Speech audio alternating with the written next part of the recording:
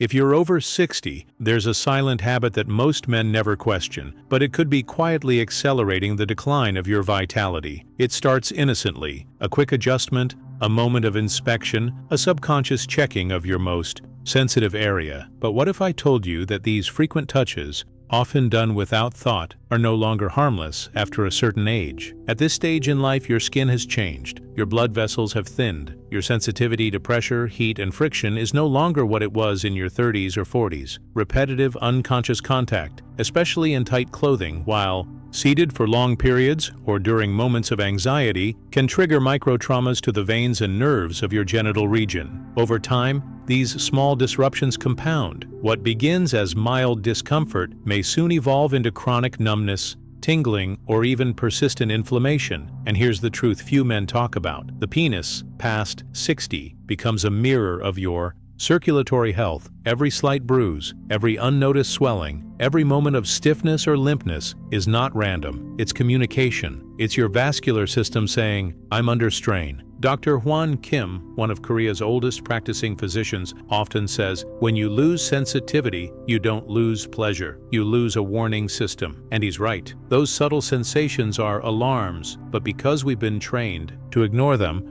or worse, to feel ashamed of them, we brush them off. We pretend nothing is wrong. You might even notice this in your sleep, waking up with a sense of pressure in your lower abdomen, shifting around to relieve discomfort, clutching your legs or hips in the dark. These aren't just bad nights, they're early warnings. And if you've ever told yourself, it's probably nothing, that silence is costing you mobility, confidence, and peace of mind. So what should you do instead? First, create space. Literally, switch to loose-fitting clothing at home. Avoid sitting in tight jeans or undergarments for long stretches. Second, stop checking out of habit. Let your nervous system rest. Just like a sore muscle needs time to recover, so do the nerves and veins around your pelvic floor. Third, and this might surprise you, start using cold instead of heat. A cold compress placed carefully, not directly, over the groin for 5 minutes in the evening can reduce inflammation and restore vascular tone. Korean medicine has practiced this for centuries under the principle of yang conservation, preserving inner heat by reducing outer stress. Because this isn't just about discomfort, it's about protecting what still works. Most men don't realize how much daily tension they carry in that region until they release it, but by then, it's often too late. So today, start small. Pay attention to the signals, respect the discomfort, and remember, when your body whispers, listen, so you won't need to hear it scream. You step into a hot shower, the steam rises, the heat relaxes your muscles, softens your joints. It feels like therapy. And for your back, your shoulders,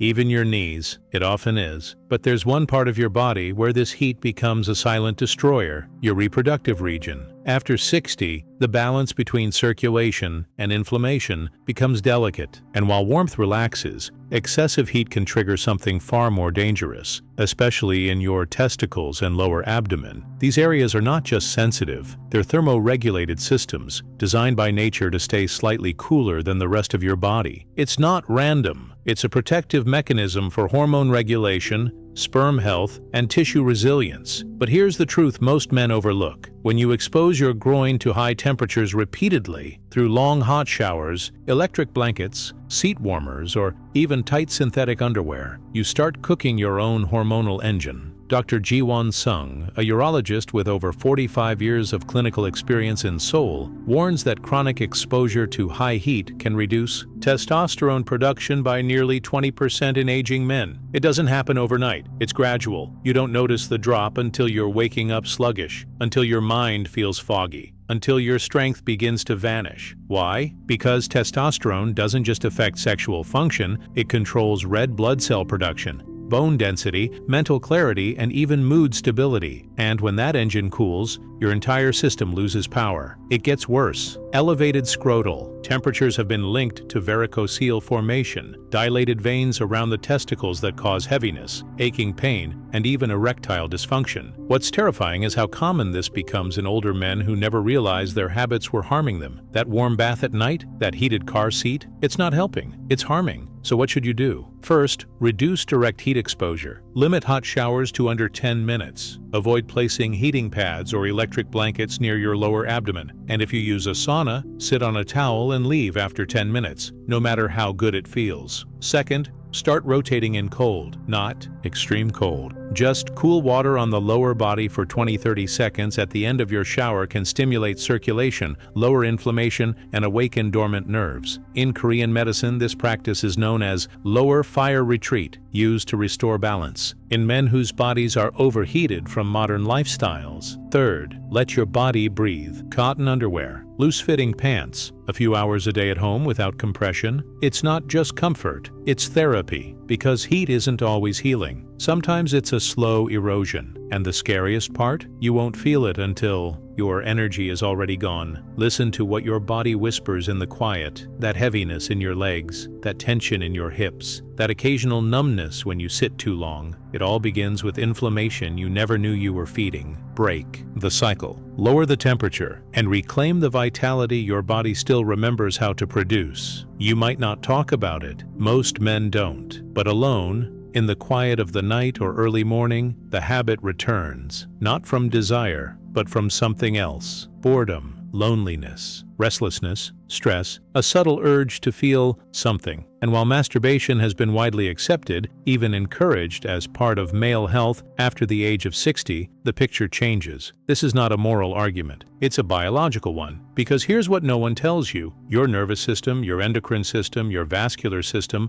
all operate differently now. The same act that once energized you, that once cleared your mind, now does the opposite. Frequent ejaculation, especially when tied to emotional escape, begins to erode vital energy. You feel drained, not just physically, but mentally. You feel foggy the next day, tired without reason. You've likely blamed it on poor sleep or age, but it could be the silent cost of overuse. Dr. Kisu Song, Korea's most revered longevity specialist, said it best. The body has seasons. What once invigorated you in spring may weaken you in winter. And after 60, your body enters its winter, more reflective, more sensitive, more in need of preservation. The problem isn't masturbation itself. The problem is why you're doing it. If it's habitual, tied to scrolling, fantasy, loneliness, or anxiety, then you're not in control. You're not choosing, you're reacting. And every time you do, your parasympathetic nervous system takes a hit. Your dopamine receptors become dulled. Your pelvic floor, already weakened by age, contracts and fatigues, setting the stage for urinary incontinence, erectile instability, or even nerve pain. Worse still, most older men engage in this act in stillness, lying down, slouched in a chair, body cramped and immobile. This traps blood in the lower pelvis. Over time, it's like keeping your hand in a tight fist all night. Eventually, things stop working, not because of age, but because of congestion. So what can you do? First, awareness. Before you begin, ask yourself, why now? Is it desire or discomfort, passion or habit? If the answer is habit, pause. Not forever, just enough to regain choice. Second, movement. If you do choose to engage in self-pleasure, do it with circulation in mind. Stand, walk afterward, stretch your hips, breathe deeply. Treat your body like a living instrument, not a machine to be used and forgotten. Third, rhythm. Reduce frequency, not out of guilt, but out of wisdom. Try spacing out to once every 7 to 10 days. Track how you feel afterward. You might be shocked by the return of your energy, mental sharpness, and even motivation. Because here's the truth. It's not about abstinence. It's about mastery. You're not 20 anymore. You don't need to prove anything, but you still need to protect everything. The choice is yours. But now, it's an informed one, and that alone can restore a sense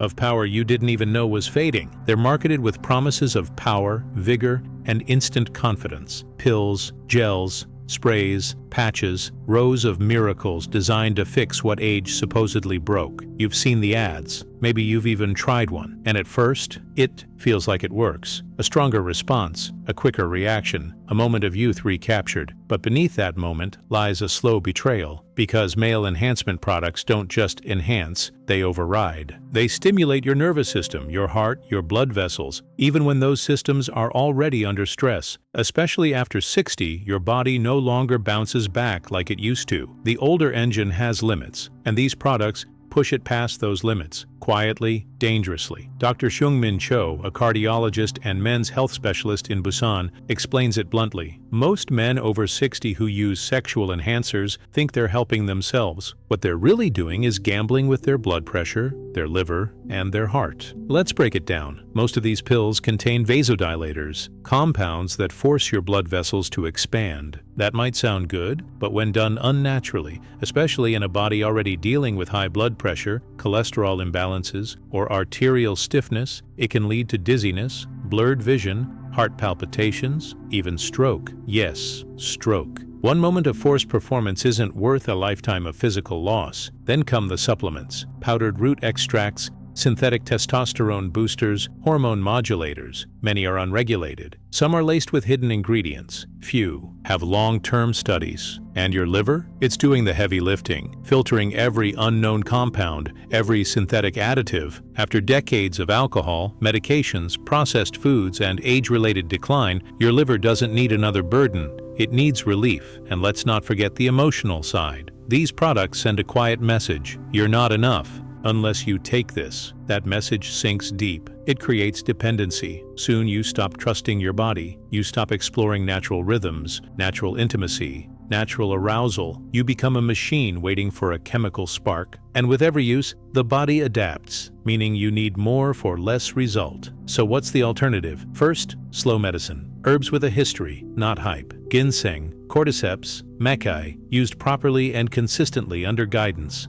Not as quick fixes, but as long-term allies. Second, lifestyle over lifelines. Daily walks, deep breathing, hip-opening stretches. These increase pelvic blood flow, reduce stress hormones, and naturally awaken sexual function. No side effects, no crash, just consistency. Third, connection over performance. Sex after 60 isn't about proving strength. It's about intimacy, humor, curiosity. Let go of the idea that performance defines your masculinity. What defines you now is presence, because the true trap isn't in the pill, it's in believing you need it. You are not broken. Your body is not failing. It's simply asking you to change how you listen, how you move, and how you love. You've heard the warnings, the dangers of overstimulation, the cost of compulsive habits. So perhaps you chose the opposite path, complete abstinence. No sexual activity, no stimulation, no expression. At first it might have felt noble, disciplined, even pure, but over time, something shifted. A sense of heaviness, a subtle disconnect. Your body began to feel dull, energy dropped, sleep changed, your sense of self faded into silence. This, too, is a trap,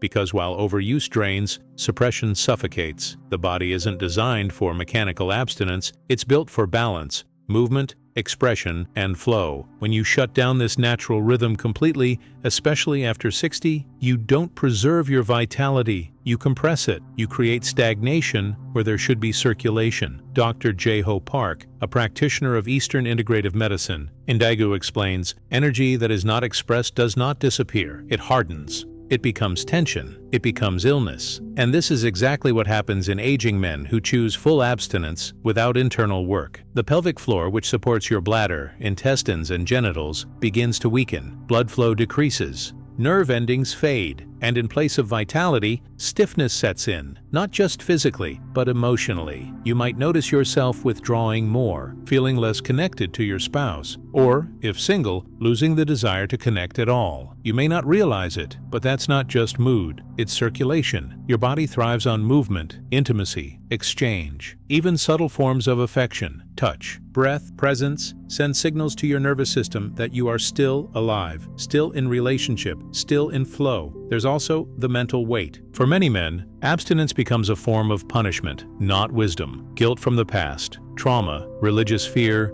or shame create a wall between the self and the body. The mind becomes a prison guard, and the body becomes a cell. But this isolation doesn't make you stronger, it makes you disappear. So what does wise restraint look like? First, redefine intimacy. Intimacy isn't just sex, it's presence. It's sharing space with another human being with openness, laughter, curiosity. It's allowing yourself to feel without shame, without expectation. Second, choose mindful stimulation, not compulsive, not mechanical, but sacred. A weekly touch, a shared moment, a slow reintroduction of energy into the lower body. You're not breaking abstinence. You're reviving circulation. Third, speak kindly to your body. When you ignore it, it doesn't feel respected. It feels abandoned. Practice breathwork, gentle pelvic exercises. Even 5 minutes a day of grounding your awareness in the base of your spine can restore life where stillness has taken over. Because health isn't in extremes, it's in balance. Too much stimulation burns you out. Too little, it hardens you from the inside. The secret is listening. Your body still remembers rhythm. It still remembers joy. It still remembers touch. You just have to trust it again. You might think the changes are just part of getting older. A little less firmness, a strange bend that wasn't there before, a growing numbness, or even occasional tingling when you sit too long. Sometimes a rash that disappears and returns. Other times just a heavy feeling, like something isn't quite right,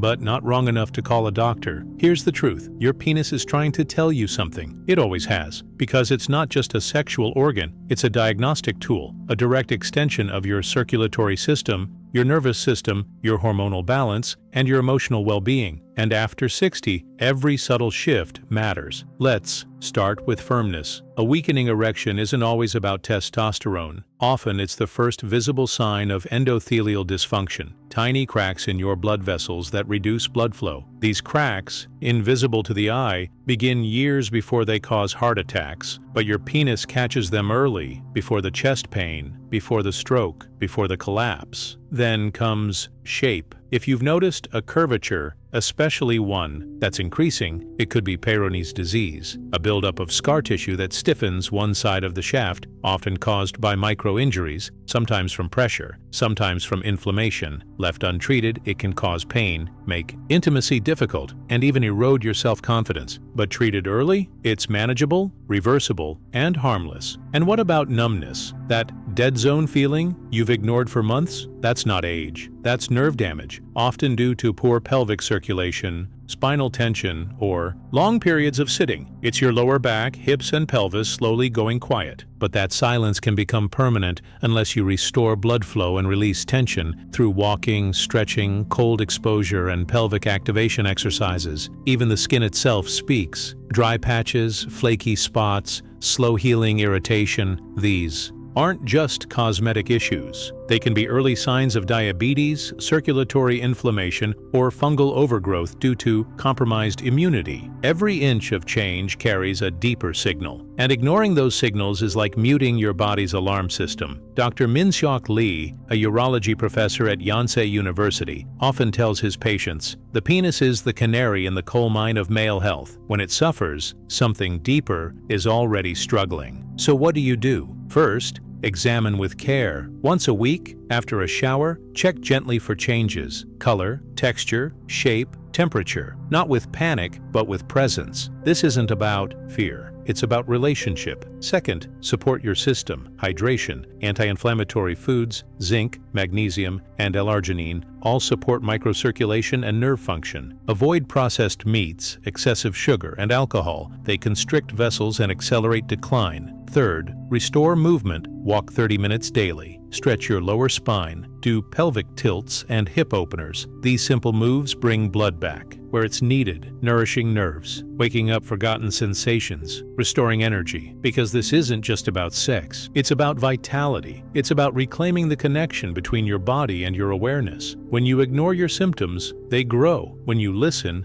they shrink. Your body isn't punishing you. It's inviting you back into awareness, back into trust, back into strength. It's not too late. The signs are still whispers. Don't wait until they scream. Take a deep breath. Let it settle. This conversation was never just about the penis. It was never just about function or desire or decline. It was about listening, learning to hear the language of a body that still wants to serve you, even after decades of silence, neglect, or misunderstanding. After 60, everything changes, but nothing is lost, not truly. What weakens can be rebuilt. What fades can return, but not through force, not through fear, through attention, through rhythm, through care. Your body is not a machine. It's not broken. It's a living system, fluid, complex, forgiving. And when you stop treating it like a problem to fix and start treating it like a companion to understand, something sacred returns. Trust. You begin to move differently, eat with intention, sit with posture, breathe with presence, and in time, energy returns, not as a flash of youth, but as a quiet steadiness, a knowing, a calm strength. This journey is not about becoming young again, it's about becoming whole, fully aware of your limitations, yes, but more importantly, aware of your power. Power to preserve movement, power to nurture intimacy, power to protect dignity. So tonight,